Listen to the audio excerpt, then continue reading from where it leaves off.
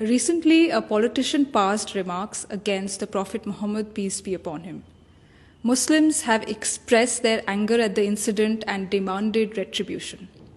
When the Prophet was himself insulted during his lifetime, the Quran said to him, "Ignore what they say and counsel them." When people used abusive language, the Prophet did not abuse them back, nor did he confront them with aggression. If someone speaks offensively to you, you can't demand that he be punished. If someone disrespects your Prophet, you can't react by violently damaging property and burning effigies of that person. If someone has hurt your religious sentiments, you can't react by raising angry slogans on the street and pelting stones at people. If we do this, we are doing something non-prophetic in the name of the Prophet. You can't demand that hate be stopped by spreading further hate.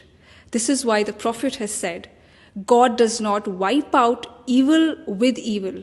God wipes out evil with good.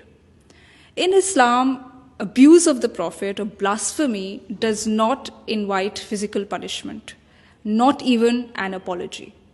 The Quran clearly states that prophets were sent to every town, but people ridiculed every prophet who came to them.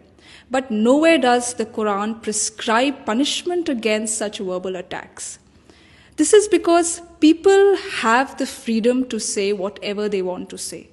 God has not given anyone the right to place curbs on this freedom. If someone has issued a statement against the Prophet, you too can issue a statement in response to answer the objections raised. The Quran at no place states that if someone abuses or ridicules the Prophet, you should stop him from doing so. And if he does not stop, you should demand that he be arrested or beheaded.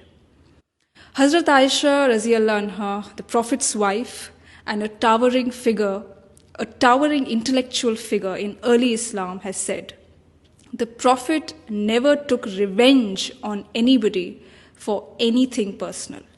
When people hurled accusations at the Prophet, he did not make angry speeches against them. Rather, he remained patient at their behavior." Why did the Prophet remain patient? Why did he forgive insults and scorn poured at him?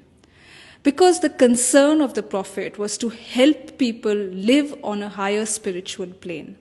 Now, if the Prophet started taking revenge and dragging people into bitter disputes, there would be no peace and no positive work.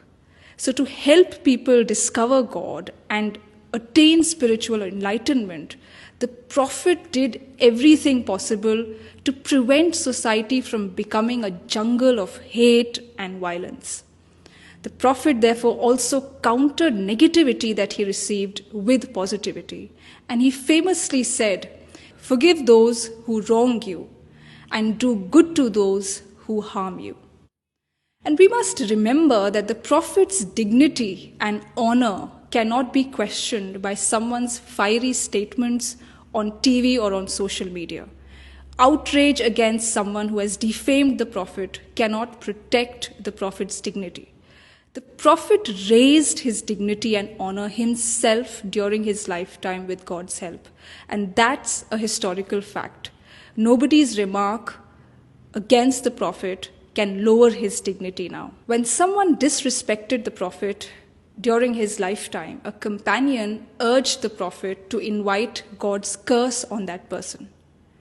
But the Prophet instead prayed for the person who had blasphemed against him. He prayed to God for that person. Today, instead of praying to God for people who speak against the Prophet and having well-wishing for them, we demand the worst treatment for them. So it is time for us to introspect. Is the Prophet's honor and legacy protected by pouring our outrage on social media and on the streets, or by following his teachings in our own life? The Prophet has taught us that there is higher dignity in rising above defamatory comments and defamatory statements. The Prophet never lowered his dignity by raising his voice and stirring up a storm against such defamatory and insulting remarks passed at him.